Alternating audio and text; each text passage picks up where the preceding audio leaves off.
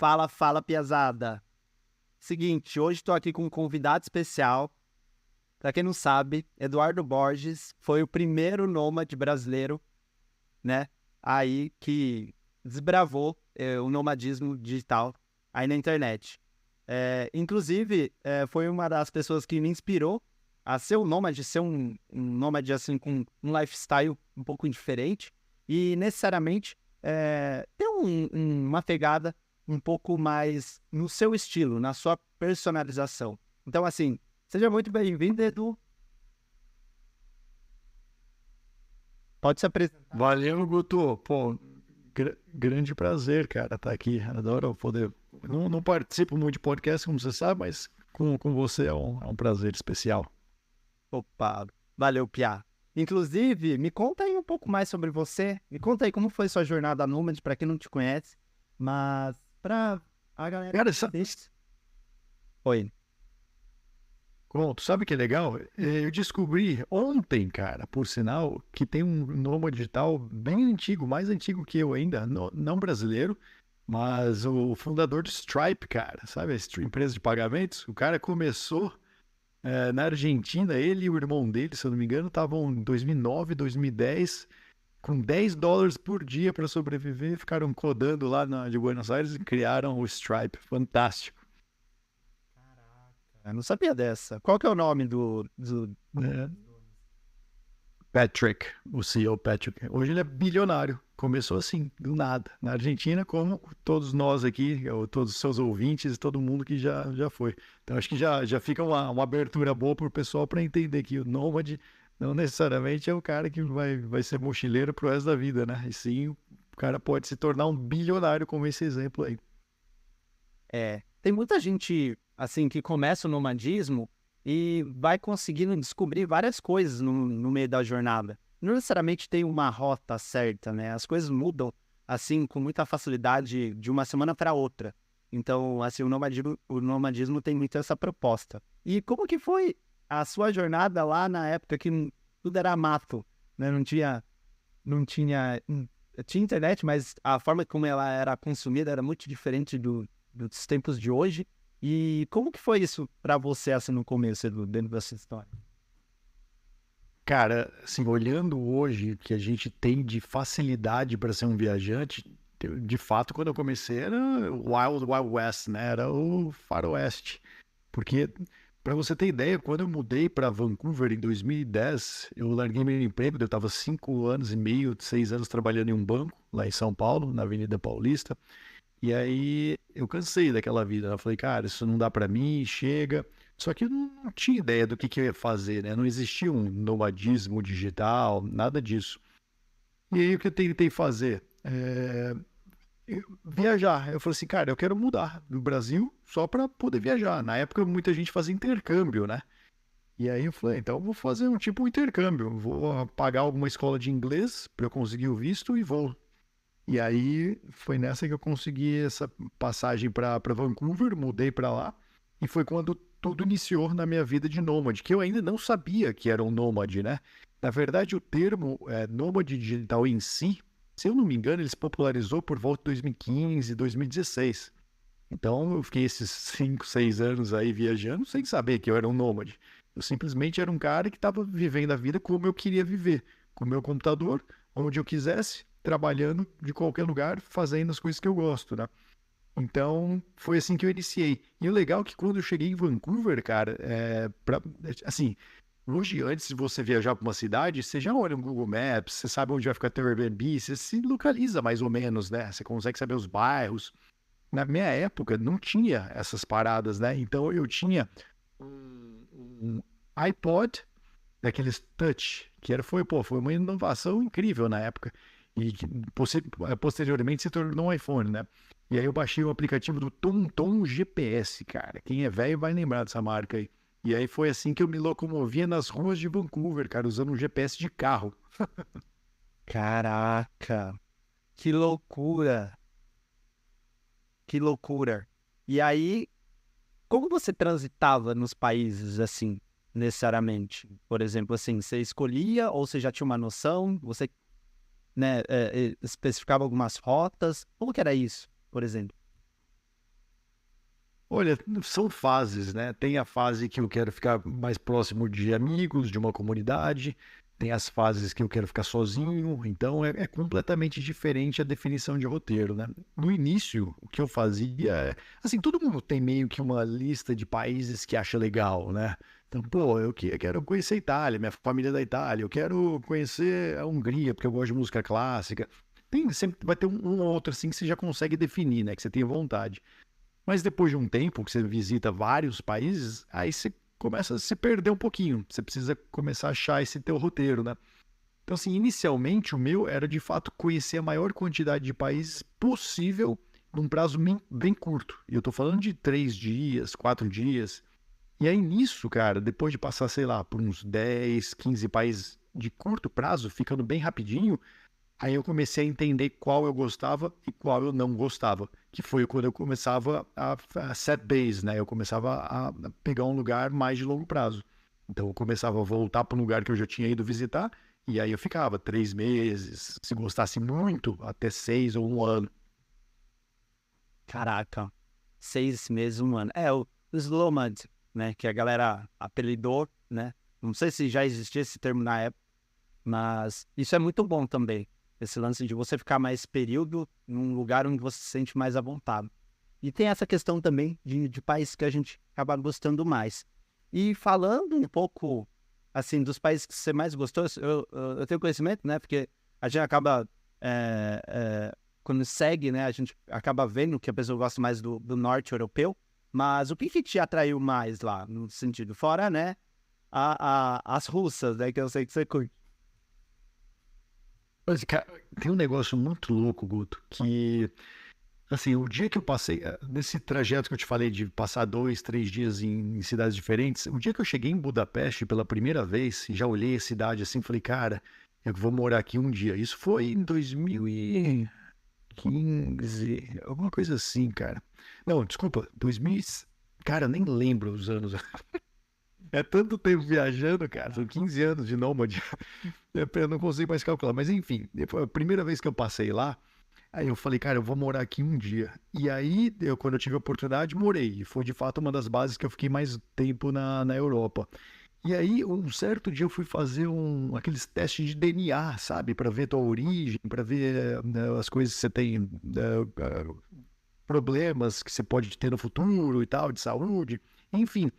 Aí eu identifiquei, cara, que eu tinha acho que 3% de húngaro, velho, no meu DNA. Então, na hora que eu descobri isso, eu falei, cara, não é possível. Como que eu me identifiquei tanto com a cidade sem nem saber? Depois disso eu descubro que eu tenho um percentual de húngaro. Então foi meio chocante essa descoberta pra mim, sabe? Aí começa toda aquela reflexão, né? Mas, pô, será que tem algo dentro de nós que faz a gente é meio que magnetizado pra um lugar específico, né? Então eu sempre tive esse debate aí, cara. Cara, que louco. Isso condiz bastante numa época quando começou a guerra, né? Na Ucrânia e da Rússia, que você pegou um voo, inclusive, né? Eu acompanhei, eu lembro isso, assim, facilmente, assim, e realmente foi por conta de uma conexão que você teve muito, né? Apesar, né, de ter saído no exame. Que legal, Edno. É massa. Na Ucrânia, eu fui logo que teve a revolução, cara. Foi em 2013, se eu não me engano. Eu tava morando na Grécia, eu acho, em Tessalonique. E aí, acho que era isso. E aí eu peguei, eu abri o Skyscanner, eu botei voos to anywhere, né? Aí você vai pro lugar mais barato. E aí tinha um voo de Tessalonique para Kiev, se eu não me engano. E eu falei, pô, vou pra Ucrânia. Só que isso tinha sido um mês depois deles derrubarem aquele avião, se eu não me engano, da Malaysian Airlines, que lá na fronteira com a Rússia. Então eles estavam em processo da revolução da Ucrânia, né? E aí, um mês depois, tô eu lá, andando nas ruas, sem falar uma palavra. E naquela época, a Ucrânia, ninguém falava inglês, né, cara? Não tinha Uber, não tinha Google Maps, porque era tudo em cirílico. Era muito foda. E aí eu tava lá, eu desbravando os países. Então, assim, eu fui para muito lugar que era muito difícil aos olhos de quem viaja hoje, sabe? E aí isso, pô, velho, você vira casca grossa, né, cara? Depois tá preparado para ir em qualquer lugar do mundo, exceto alguns países perigosos da África. Isso confesso que eu não fui ainda, né? É, realmente, assim, com mais frequência que você viaja, vai para uns países mais, vamos dizer assim, mais casca grossa, é outro ritmo depois quando você vai para um país turístico, por exemplo. Porque lá a regra é meio mais fácil de ser seguida e conhecer gente, enfim. Poxa, que massa. E a Ásia, falando de Ásia? Guto, Oi. falando de Ásia também, falando de turista, é bom que o assunto já bate um pouco aí, né?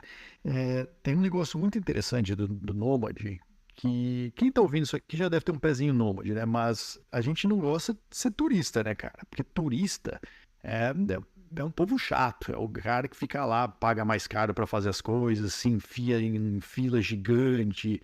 Enfim, para mim, eu prefiro ficar em casa, trabalhando no emprego, no escritório todo dia, do que ser um turista. Mas o nômade é muito diferente disso, porque a gente consegue fazer as coisas não necessariamente porque são turísticas, né? Você, por exemplo, está num lugar agora que é zero turístico. Então, assim, eu fiz muito isso no meu início de nômade. Então, por exemplo, Paris. Pô, eu odiava Paris. Não via graça alguma em ficar lá. Mas era o país top do turismo naquela época. Então, eu acho que por esse fato de eu nunca ter me identificado muito com ser um turista, eu quis desbravar bastante esses países que não eram muito turísticos. Então eu acabei naturalmente indo lá mais pro leste europeu e tal, porque, cara, falar em Polônia hoje é normal, pô, todo mundo já conhece, sabe, já ouviu falar de Warsaw, né, que tem uma puta estrutura, uma cidade legal. Mas, cara, há 10 anos atrás, você falava de Polônia, os caras não sabiam nem o que é isso, não sabem onde que fica a Polônia, né? E realmente era muito diferente do que é hoje, né? Acho que o acesso digital chegou para essa galera e os jovens falam mais inglês também, né? Então mudou tudo na parte das viagens, inclusive os lugares que se tornaram muito turísticos, né? Então, assim, vou dar um exemplo de Bali, tá? Já que a gente vai falar de Ásia. Bali, para mim, é um lugar que eu fui pela primeira vez em 2015, eu acho. E, cara, fantástico. Amei Bali naquela época. Não gosto da parte de precisar de moto, porque eu confesso que eu não sei pilotar motinho, eu sou bem ruim nisso aí. Mas eu sei que eu vou me acidentar se eu fizer. Mas a Bali sempre foi muito incrível, sabe? Só que agora, cara, Bali é um caos. Não que seja ruim, tá? Mas ele é um caos. É tipo Floripa também. Floripa tá se tornando um pouco assim no Brasil, né? Há uns 10 anos atrás, Floripa era incrível. Agora tem muito trânsito, muito turista. Então acho que tem essa tendência natural de acontecer. A Ásia, por ser muito grande, cara, já tem muita gente. Por exemplo, Bangkok, por mais que você jogue turista lá dentro, ela vai continuar o mesmo caos. Porque é uma cidade gigante, né? Muito trânsito, muita confusão. Então o turismo nem atrapalha tanto, só sobe os preços, né? Mas eu hoje, em termos de continente, assim, cara, eu sou apaixonado pela Ásia. Eu acho que eu acho que a Europa, depois de tantos problemas que ela começou a enfrentar agora nos últimos meses ou anos, eu acho que a Ásia está entrando pro top aí da lista de países, de continentes do mundo para se morar. A Ásia é o futuro, né?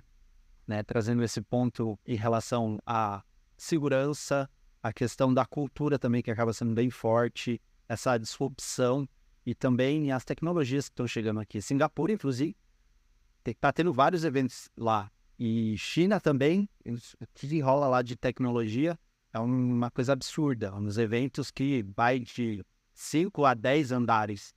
Assim. Então, assim, falando um pouco em relação a isso, e o turismo também, assim como você trouxe a introdução, Edu, é um pouco complicado de lidar. Então, por exemplo, assim, eu me sinto nesse papel também, no tipo, eu quero fugir desse pessoal que só quer bater foto e também, né, ter aquela correria de 20 dias de férias e aí eles tentam engolir tudo de uma vez, pacotes turísticos, etc e tal. Então, é uma coisa um pouco, assim, pensativa de ficar de lado. Então, tem muito essa pegada. E o fato também de você conseguir se aproximar, né, da cultura local. Acho que isso acaba sendo um diferencial dentro da sua experiência, né, quando se trata um pouco de Ásia ou qualquer outro país que seja. Então, você sai daquela bolha e acaba conseguindo ter acesso a uma coisa que, assim, faz mais parte do dia a dia deles, como não só de turista. E, inclusive, assim, Bangkok é bem isso mesmo, não importa, você pode enfiar mais gente lá. Aquilo já é caos por caos, né?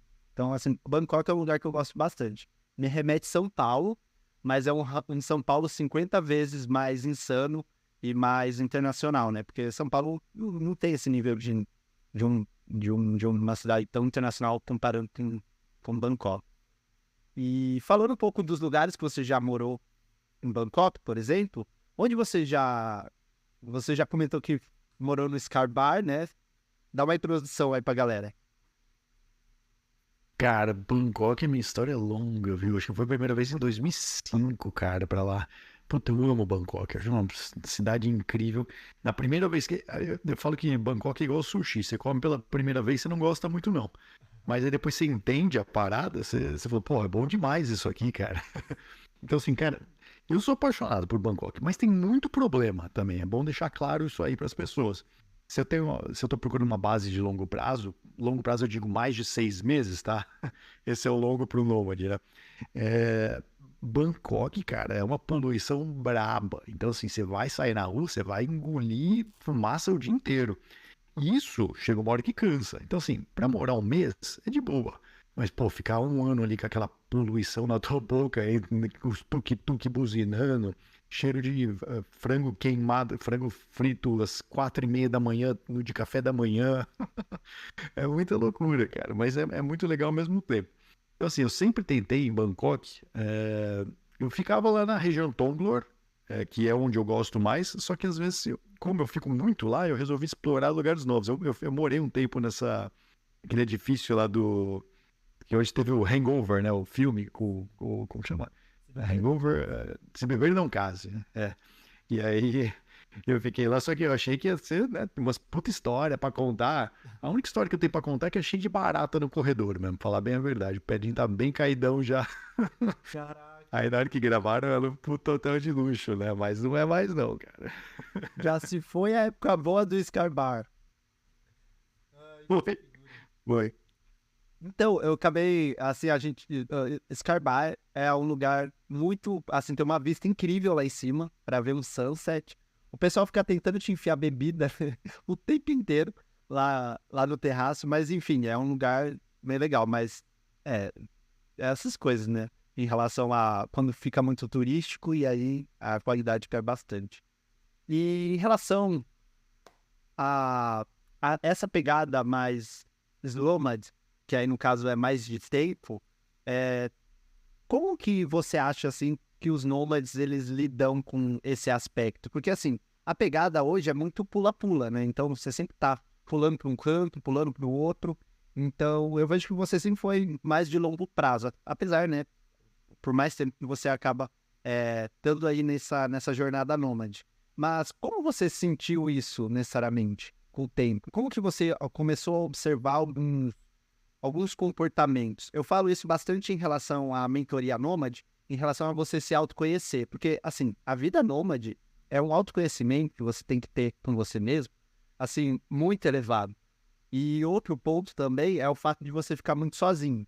Lógico, é aquela coisa, né? Você conhece gente o tempo inteiro, etc e tal, mas no final das contas é você com você mesmo. Então, assim, como que foi essa descoberta dentro da sua jornada nômade? Ô, Guto, eu acho que a parte do autoconhecimento tem duas partes aí dela, né? O hoje e o que você vai ser depois. Então, assim, o autoconhecer hoje é muito importante, você consegue fazer isso com as suas reflexões. Mas o que você vai ser depois, sabe, no futuro é muito difícil, cara. E quando você tá viajando, há uma tendência de você acelerar muito esse processo de você se transformar em outra pessoa. Então, assim, não é uma pessoa que não necessariamente você sempre sonhou em ser, mas sim alguém diferente do que você é hoje. Então, eu sempre me perdi um pouco nisso aí, sabe? Eu fui tantas pessoas, cara, desde que eu comecei a viajar, porque eu tinha 23 anos de idade. Hoje eu tenho 38, cara.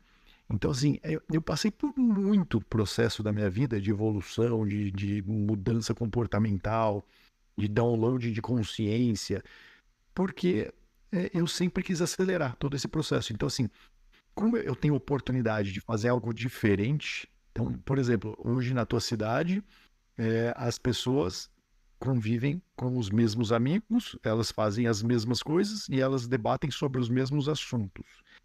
Quando você se livra disso, você tem a oportunidade de conversar sobre coisas diferentes, falar com pessoas novas o tempo todo, você vai evoluir mais rápido, você vai se transformar mais rápido, né? Então, isso aconteceu bastante comigo, cara. Aí, o que acontecia Um país que era incrível inicialmente, não necessariamente vai ser daqui 2 anos mais. E não que o país tenha mudado, mas você internamente mudou. Então você não está mais buscando aquele tipo de lugar. Outro exemplo também, que funciona de forma bem prática para todo mundo, é definir o lugar que você vai morar estando solteiro ou estando com alguém, estando com um parceiro. Cara, muda bastante o teu roteiro com isso aí, sabe? Então, o Eduardo solteiro e o Eduardo casado foram para lugares totalmente distintos. Justamente porque é isso, né? Você tem que ir buscando o que você é naquele momento, mas preparado para mudar completamente para quem você vai se tornar, que você realmente é muito difícil saber. Cara, você falou muitas coisas assim, que são muito pontuais e fazem muito sentido. Esse lance da gente se transformar muito rápido é uma parada muito frenética. E é aquela coisa com você mesmo também, né? É você se autoconhecer em cada país, ou necessariamente em cada período, e assim, é muito louco. Então, assim, é uma mensagem que você acaba recebendo, necessariamente você tem que passar isso, porque você fica se reciclando assim, com mais frequência. Caraca, faz muito sentido isso. E em relação ao... nossa, é um papo assim, se deixar, vai para muitas camadas, assim, vamos dizer. E falando em administrar tempo, em relação ao que você acaba fazendo, né? Porque quando que a gente trabalha e viaja, tem essa questão. E se você, né, é um nomad ou um nômade mais agitado, no caso, ou um nômade mais lento, né, traduzindo visual, né? No caso, como que você lidou com isso, nesse sentido? Eu acho assim, quem é mais novo, igual quando o meu era, quando eu comecei a viajar, tem energia para fazer muita coisa que hoje, depois de velho. Porque, cara, assim, claro que eu tenho se eu quiser ter, mas eu não quero. Eu quero conforto, eu quero tranquilidade. Hoje, né, aos 38 com cabelo branco.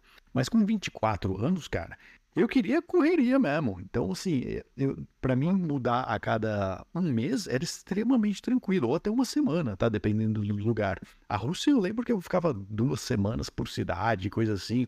A Estônia passei uma semana, não, umas 3 semanas. Então teve lugar que eu acabava fazendo mais rápido, tem outros que eu me apaixonava e ficava. Eu acho que há uma tendência da gente ficar viajando rápido pela excitação de estar fazendo aquilo, mas depois você vai naturalmente reduzir, porque a excitação vai reduzir também. Você vai começar a notar em certo momento que as coisas não são tão diferentes assim. Você vai ter tua rotina, você vai na academia, você vai tomar teu café da manhã, você vai trabalhar à tarde. Aí talvez no final de semana você sai, pega uma festa e tal. Isso em qualquer lugar do mundo. Então você faz coisas meio que similares, né? Por mais que com pessoas diferentes, todo novo, mas são coisas meio repetitivas, né? A rotina. Então eu acho que eu vivi muito disso, sabe? Eu viajava bastante por alguns meses e falei, pô, agora chega, cara, não aguento mais, preciso de uma base. Aí ia lá atrás de uma base. Aí essa base, então assim, te dando em números, eu viajava por volta de 1 a 4 semanas por cidade ou país, e aí até achar uma base. E a base geralmente era de 3 a 6 meses. Era raro passar de 6. Foram algumas, sei lá, umas 8 cidades que eu morei que passou de 6 meses. Eu considero ter morado em 19 países diferentes. Mas a definição de morar ela é muito pessoal, né? Sim, total. Inclusive, Piazada, pra quem não segue, segue lá o canal do Borges, que o Edu posta várias coisas legais, inclusive vai lá ver o cabelo branco dele. Vocês estão duvidando que ele tem 38 anos com cabelo branco? Apareceu bem antes disso, né, Edu? Mas, enfim. Pô, bem, né? O fato, assim, de viajar em relação ao tempo, né, que você tem, eu acho que é uma coisa muito crucial em relação ao perfil. E não só isso também, mas o impacto que você tem dentro da sua performance de trabalhar, né? Porque você vai se conhecendo, você vai aprendendo no sentido de, tipo assim, eu consigo fixar aqui e trabalhar tanto tempo. Em 1 hora eu faço tantas tarefas, em 4 horas eu faço tantas tarefas, num dia eu tenho tantas horas para fazer. Então, quando você organiza isso, fica muito mais fácil de você aproveitar o tempo para você querer explorar algo mais novo nesse sentido. Tipo assim, eu quero, sei lá, ir para um lugar diferente, ou num café diferente, ou, enfim, conhecer a cidade. E outro ponto que eu achei bem legal que você trouxe é em relação à base. Como que você sentia esse lance da base? Porque eu venho sentindo isso nos últimos tempos aqui na Ásia. Não achei que essa sensação iria vir tão rápido. E qual que foi a sua sensação em relação a isso, a base, Edu? Eu acho que a base vem de uma necessidade, ou seja, você está começando a ficar cansado de tanta logística, porque a logística é extremamente cansativa, cara. Tem que ficar viajando, pegando mala, fazendo check-in, aí procurando lugar para ficar, aí você chega no lugar é ruim, aí não tem comida boa lá para você comer, aí até descobrir um restaurante já passou uma semana, aí você não encontra uma academia que aceita fazer mensal. Enfim, tem vários probleminhas ali de ficar mudando. Isso vai te desgastando um pouco, né? Isso aliado a estar em um lugar que você fala, cara, aqui é tudo muito convenient, né? É tudo muito fácil, é muito prático, né? Então eu acho que quando você bate esses dois pontos do cansaço com o da praticidade de estar num lugar, eu acho que você começa a achar que é uma base válida, sabe? Então, assim, claro que você pode amar o lugar também e tal, mas eu acho que não é só de estar apaixonado pelo lugar, tem que ser conveniente, tem que ser fácil de morar lá. Então, por exemplo, Dubai, pra mim, hoje é um dos lugares mais fáceis que tem de se morar, cara. Tem tudo lá. Vem comida delivery na porta do apartamento, você não precisa nem atender interfone, o cara já deixa lá, a Amazon chega no mesmo dia, você pega táxi, Uber para onde você quiser sem tomar golpe, a imigração é extremamente rápida, o aeroporto é muito bom, é tudo muito fácil, sabe? Então é um lugar que eu conseguiria ter como base. Mas, por exemplo, se eu pego outro lugar, deixa eu pensar um que é mais difícil. Chiang Mai, cara, vamos lá. Eu sei que Chiang Mai vai ser meio polêmico aqui com a galera nômade, mas eu não achava Chiang Mai muito fácil de conviver, porque as ruazinhas eram bem ruins de andar. De novo, eu não ando de motoca, né, cara? Então isso atrapalha bastante minha vida na Ásia. Eu achava feia a cidade, então na hora que eu saía a pé pra fazer as coisas, eu não me sentia tão bem de estar fazendo. E eu não tinha uma comunidade que eu me identificava muito. Era mais a galera bem iniciante, né? E quando eu fui morar em Chiang Mai, eu já estava num nível mais alto, então não queria me ficar lá.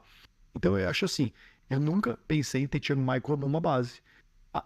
Mas muita gente tem, entendeu? Então acho que por isso que eu quis dar esse exemplo, para deixar claro que é muito pessoal essa tua sensação de estar na hora de ter uma base e aqui é uma boa base. Sim, faz bastante sentido. Eu acho que assim, nessa percepção de viagem e se a cidade vai te oferecer aquele nível que você está buscando, também impacta bastante a rede de contatos que você vai construir ali, né? Necessariamente. Por exemplo, se você quiser criar um projeto ou necessariamente procurar pessoas para trabalhar junto ou coisas assim desse sentido, aí, de repente, o lugar que você passa vai diminuir um pouco essa questão da sua frequência. Então, faz muito sentido esse aspecto. Inclusive, você tem... E só ainda mais adicionando um negócio aí, o fator comunidade para quem está iniciando é muito importante, cara.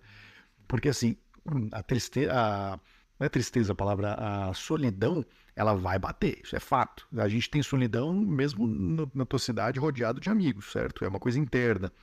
Mas quando você está num lugar que você tem bastante amigos, a sensação de solidão tende a ser reduzida, né? Então, pro cara que acabou de abandonar o país dele e para viajar pela primeira vez, ele vai tomar uma porrada sentimental, não adianta, ele precisa passar por aquilo. Porém, estar em lugares que existam comunidades, ou seja, que ele consiga fazer amizade mais rápido, ajuda bastante também nessa jornada nômade inicial. Vai chegar um momento, espero que chegue para todo mundo, de querer quebrar isso aí, falar, pô, mas eu preciso passar por esse perrengue. Então, eu já fiz bastante isso aí. Foi quando eu mudei para a Ucrânia, por exemplo, e eu não conhecia ninguém. Quando eu mudei para a Suécia, que foi bem recente, eu também não conhecia ninguém. Eu fui justamente para a Suécia pelo fato de não ter um único amigo lá. Eu precisava me colocar nessa sensação de sair da zona de conforto mesmo, sabe?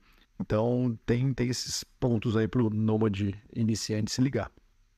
E falando sobre levels que você trouxe, eu achei super legal. Como você consegue identificar ou necessariamente ver os tipos de nômades de levels que tem? Eu tenho uma noção, mas eu queria que você falasse para pesar. Diz da categoria de iniciante e tal. É. Cara, eu lembro que eu escrevi um e-book em 2015 e até tinha umas categorias bonitinhas lá que eu tinha feito, mas eu nem lembro como que era. Assim, vou tentar simplificar. Eu acho que tem o nômade que está iniciando, que é mais um viajante mesmo. Ele ainda não está trabalhando pra caramba do laptop e tal. Ele tem um cliente ou outro, então ele está ganhando seus $1.000, $2.000 por mês e tá indo para os lugares mais baratos, né? Então eu acho que esse é o nômade inicial, é o comum, né? O cara vai Chiang Mai, como eu mencionei, vai passar em Bali, ainda não tem condições de ir para uma Dubai, de ir para Amsterdã, para Londres, esse tipo de lugar. Tem depois disso, esse é o nômade digital, né? Depois disso, a gente começa a entrar numa categoria, assim, teu business começa a crescer, por exemplo. Você não vai mais viajar de econômica e você não precisa mais ir para lugar barato. Você pode pegar um voo de business para uma capital bem diferente das que você estava acostumado. E quando você faz isso, você muda muito as pessoas que você convive. Completamente, na verdade.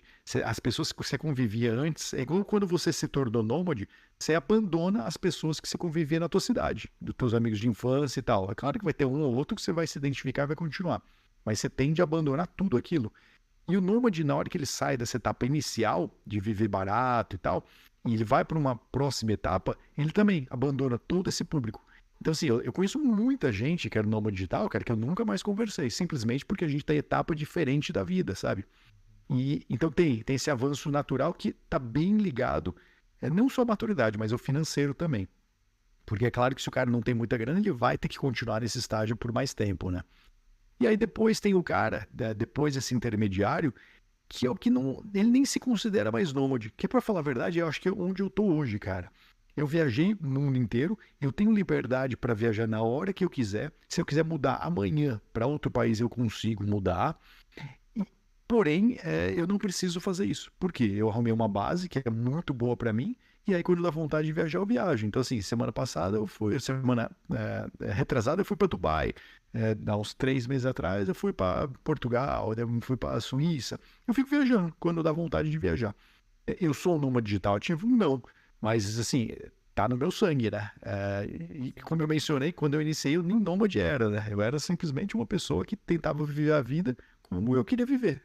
E se precisasse viajar de vez em quando, eu viajava. É um meio que um reset, né? Você dá um reset na sua forma de viajar, porque a vida nômade, no final das contas, é um pouco disso. Você sempre vai estar se reinventando. Não tem um padrão, necessariamente, mas existe essas pequenas, vamos dizer assim, esses pequenos clusters, né? Categorias. Então, assim, é muito legal entender também as fases, e isso tá dentro da gente. Então, a gente pode, necessariamente, tomar um partido de falar assim, quero ir para um lugar que eu tenho saudade de ir, só que com outra pessoa ou de outra forma. Aí você acaba trazendo isso de uma percepção diferente dentro, né, da sua vida, assim. E qual semelhança você notou nos últimos períodos que você se mudou? Poucas vezes. Tipo, essa última experiência que você teve foi uma experiência que você só foi. Como que foi isso, necessariamente? Agora que você está com mais tempo, assim, com uma base, especificamente. Cara, boa pergunta, viu, Guto? É difícil fazer essa análise assim. Eu acho que o que muda, cara, é porque assim, a gente tá envelhecendo também, sabe? Não é que você só tá virando nômade, mudando, mas você tá envelhecendo também. Você tá mudando os gostos da vida, as coisas que você quer conversar a respeito, o tipo de business que você ainda quer tocar, né? Que você quer fazer no teu dia a dia, a rotina que você quer ter. Isso vai mudar para qualquer ser humano, seja ele nômade ou não. Hoje eu me identifico muito tentando sair um pouco da parte, porque assim, eu vivi muito lifestyle, tá? Minha vida inteira, inteira não, da parte de nômade, ela sempre foi dedicada à qualidade de vida. O que isso quer dizer? Eu, por exemplo, eu tinha uma agência que eu tinha que atender clientes, só que os clientes começaram a me atrapalhar porque eu tinha que fazer call. E, cara, quando eu tenho que fazer call, eu tenho que fazer agenda. E eu odeio agenda, cara. Eu odeio ter que marcar um horário específico para fazer alguma coisa, a não ser um. E aí, eu fechei minha agência. Eu demiti todos os meus clientes, pelo simples fato de que eu queria viver qualquer hora, fazer o que eu quisesse. Hoje eu já estou numa fase um pouquinho diferente, eu consigo entender que eu posso gerar mais valor para a sociedade, para a comunidade que a gente vive, sabe? Então, assim, aproveitei muito a vida só para mim, de uma forma supostamente egoísta, né? Você define o que você precisa, o que você quer fazer e você vai atrás disso aí. Mas hoje eu vejo uma parte de entregar um pouco do meu tempo para devolver, meio que para a comunidade. Então, é uma questão mais de maturidade também, né? Mas eu acho que por ter viajado muito e já aproveitado tudo que eu gostaria de ter aproveitado na vida, porque eu realmente morei em todos os lugares que eu tive vontade de morar, cara. Hoje não tem um país que eu falo, pô, queria ter morado lá. Não tenho, já morei em todos que eu queria. Tem uns que eu quero visitar e tal, que eu não fui ainda, mas morar eu já morei em todos. Eu aproveitei muito, né? Então acho que agora o foco que eu busco não é mais do nomadismo em si. Apesar dele sempre vai estar dentro de mim, né? Sim, total. E os tipos de perfil também que você identifica em relação aos mais agitados e os mais tranquilos, como você enxerga isso? Por exemplo, eu entendo assim uma comparação meio, eu sei que comparar já tá errado, mas no sentido tipo assim, uma pessoa mais social e uma pessoa mais introvertida, por exemplo. Então, como você vê isso no mundo nômade? Porque existe isso de N formas. Tipo, eu sou mais extrovertido, total. Você é mais introvertido, por exemplo. E os dois têm um perfil muito, Cara, assim, diferente de viajar. E não só isso, de como faz as coisas. eu vou te falar assim, todo mundo tá ouvindo a gente aqui agora em português já tem um benefício imenso de ter nascido num país de altíssima necessidade de comunicação. O brasileiro já nasce falando e ouvindo muito, né? Uhum. E se pega um europeu, por exemplo, então assim, se eu comparar um introvertido brasileiro com um introvertido europeu, cara, é muito diferente, porque os caras lá são bem mais introvertidos do que a gente, sabe? Por mais que você seja introvertido aqui, você ainda vai ter que se virar com algumas coisas que você consegue fazer com mais facilidade. Então eu acho que para o brasileiro se tornar nômade é mais fácil do que para muita gente pelo mundo, tá? Por esse simples fato de a gente ter nascido no lugar onde a gente tem que se virar, com base na comunicação, né? Muitos países, até a América do Norte, você vai pegar um americano, tem muito daquele não me toque e tal, né? Não pode ter intimidade com ninguém, cada um na sua, tem que se virando. O brasileiro já consegue se virar mais. Então, assim, isso passei por fases também, viu, cara? Teve fase que eu ia em 1 milhão de encontro que rolava, eu me cadastrava em, sei lá, meetup.com, Couchsurfing, cara, eu fazia de tudo. Eu ficava sempre tentando conhecer gente. Só que aí tem outra fase, como por exemplo, quando eu tava na Suécia agora, eu não queria fazer networking com ninguém. Foram até alguns amigos lá em Stockholm visitar, ficaram mandando mensagem. Eu não queria conhecer os caras, porque eu tava focado em inteligência artificial, que era o meu negócio. E é um dos motivos de eu estar lá também, né? Então você tem que entender essa tua fase aí e aproveitar bem ela. Porém, se você tem energia para sair e conhecer gente, vai, cara. Eu acho que isso no começo é mais importante que dinheiro, tá? Porque você precisa aprender coisas vindo de outras pessoas.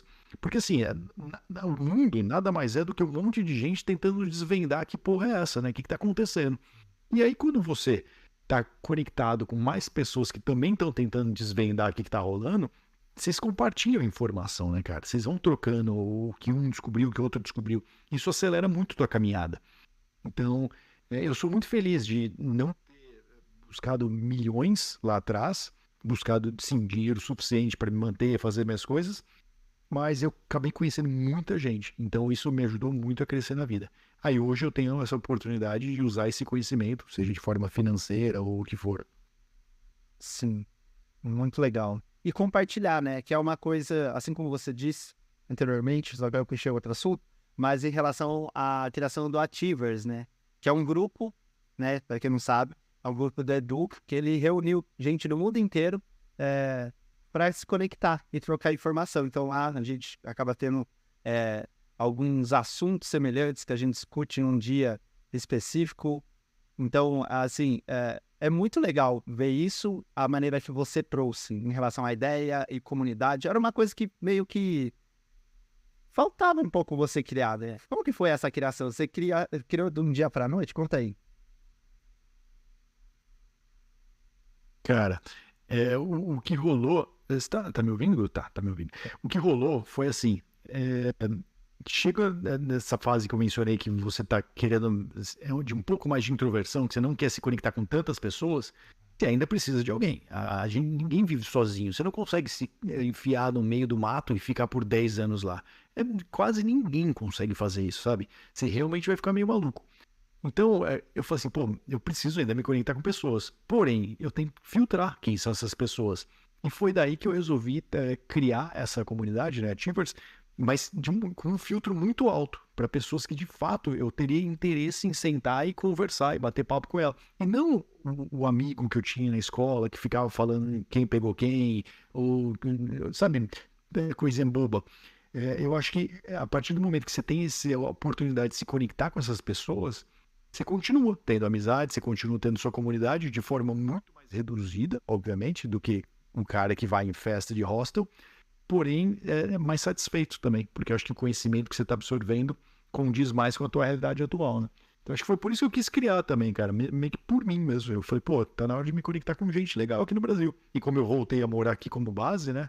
Seria ótimo ter essa comunidade aí. E não tem, né, cara? É muito difícil encontrar isso aí. Comunidade brasileira, molecada, um querendo convencer o outro que é mais rico que o outro, ou é muito ego, é muita besteira, enfim.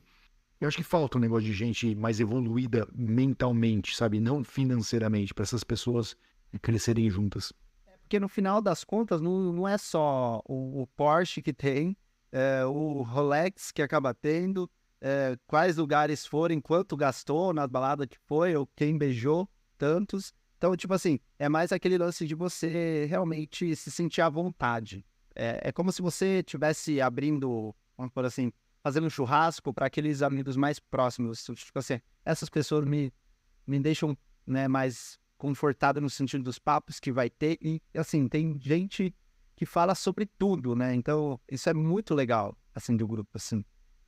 Foi um dos grupos, assim, que eu me permaneço até hoje muito ativo nesse sentido, porque é uma galera que puxa, assim, você muito tem dessa liderança também, então já trabalhei com muitos líderes aí, tanto de multinacional, tanto de empresas aí, de softwares, enfim, mas é aquela coisa, você consegue se olhar e admirar e falar assim, eu quero fazer parte disso. Então, é uma coisa assim que você construiu que ficou muito legal. Inclusive, Piazada, se vocês tiverem interesse, o Edu abre a vaga lá. Assim, quando dá na telha, né, Edu? Você fala assim, hoje eu vou abrir. E aí, o pessoal se inscreve aí, passa pelo filtro. E eu sou chato, é bom saberem que eu sou chato. Tem que ser mesmo, porque assim, hoje em dia já virou, né, bagunça, né, grupo. Então, assim, a gente nem fica muito em relação ao WhatsApp, a gente troca, mas geralmente fica centralizado no Discord. Então, é outra plataforma também que isso acaba forçando a barreira, né, da galera de começar a utilizar uma plataforma diferente do seu dia a dia para você conseguir, né, no mínimo, buscar uma frequência diferente. Porque se você ficar só em grupos de WhatsApp, você sabe, né?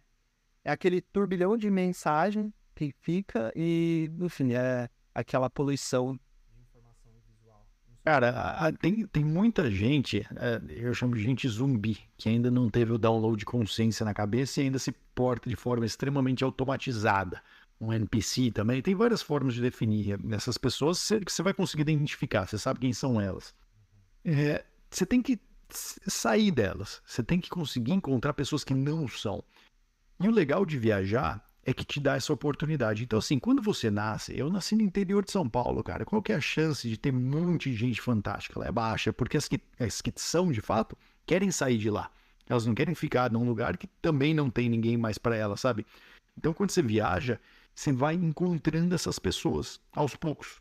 E aí você vai levando elas na sua bagagem por resto da sua vida. Então, o legal de você ser um nômade, ter acesso ao mundo, é esse. Você pode se conectar com pessoas que você jamais iria se conectar na tua cidade, onde você vive e tal. Porém, é o tipo de pessoa que você precisa na sua vida. Se você fosse definir, preciso de 10 amigos, pessoas incríveis para mudar minha vida, onde elas estão? elas não estão numa cidade, todas elas estão pelo mundo. Então isso te dá uma oportunidade também, né, de começar a ir buscar isso aí. E, pô, aí você vai se sentindo uma pessoa mais completa, né? Você vai recebendo um incentivo, né? No sentido, tipo assim, eu quero andar com essa turma no recreio, entendeu? Eu quero ter esses, não copiar o estilo de vida, mas eu quero ter algo, assim, que eu consiga calibrar e ter algo divertido junto, que eu quero construir, que seja algo semelhante a essas pessoas. Eu acho, assim, isso do caralho. Eu acho que, assim, infelizmente, poucas pessoas têm essa mentalidade, até por isso, né, os NPCs aí ganham aí destaque, mas o fato de você conseguir construir isso dentro da sua jornada, independente de onde você é. Eu nasci, por exemplo, numa cidade que tem 10 mil habitantes, eu nasci numa cidade que chama Tabatinga, que é no interior do interior de São Paulo. E lá eu permaneci por 5 anos, que eu morava lá, morava com a minha avó, e com meu avô e com meus pais também, e aí eu fui para Botucatu, que é próximo da sua cidade, inclusive. Então, aí eu permaneci lá por boa parte, até os 20 anos. Aí eu comecei a explorar. E aí, esse explorar, que é um pezinho, né? Você já tem aquilo. Quando você tem, começa a movimentar, e em grupos, principalmente, isso fica mais nítido que você vai ser mais, assim, do mundo, vamos dizer assim.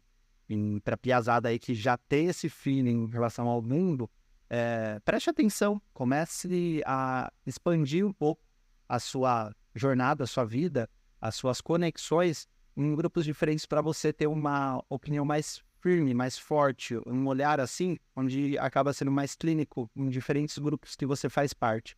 Então, assim, isso acaba sendo muito útil, né? Não só para você que está aí ouvindo, que acaba sendo mais novo, mas também para você, no meio dessa jornada, começou a conseguir crescer e sair desse modelo NPC e ser uma pessoa assim mais, vamos dizer assim, mais evoluída nesse aspecto. E não ficar só rodando o feed do Instagram, enfim, desejando a vida de uma pessoa alheia. Deseje ter a sua vida, entendeu? A sua vida completa de uma forma que você olhe para trás e olhe para ela e fale assim, porra, eu vivi bem e foi muito divertida essa jornada, né? Porque é que nem aquela coisa, né? No final das contas, ninguém no lugar do mundo sabe onde a gente vai parar.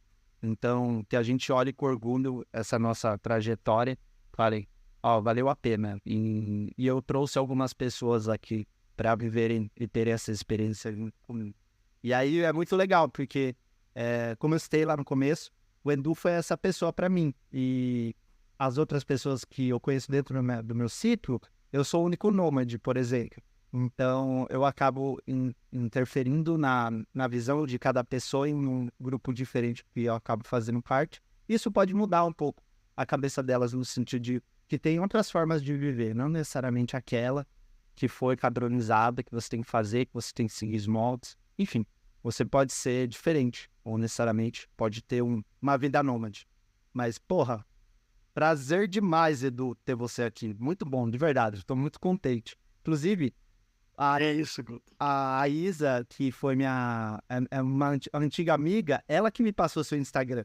Um beijo, Isa, pra você, porque, assim, essa coisa da internet de você compartilhar um perfil, alguma coisa do tipo, transforma as pessoas, entendeu? Só que é aquela coisa, né? A gente nunca tá nisso mais perto. Aí quando que a gente vê isso acontecendo, a gente fala, caralho. Aí, novamente, valeu muito a pena. Então, muito bom. E você sabe, você mencionou que eu servi como exemplo para você, mas você tem que parar para pensar que você também serve de exemplo para muita gente. E essas pessoas que aprenderam com você vão servir de exemplo para outras. Por isso que eu acho que a gente tem que aceitar em algum momento que você vive numa comunidade, cara. Tudo que a gente faz é para uma sociedade. Se você vai trabalhar, qualquer coisa, business que você for fazer, qualquer coisa que você vai tentar ganhar dinheiro, você está tentando fazer algo para outra pessoa, não é para você.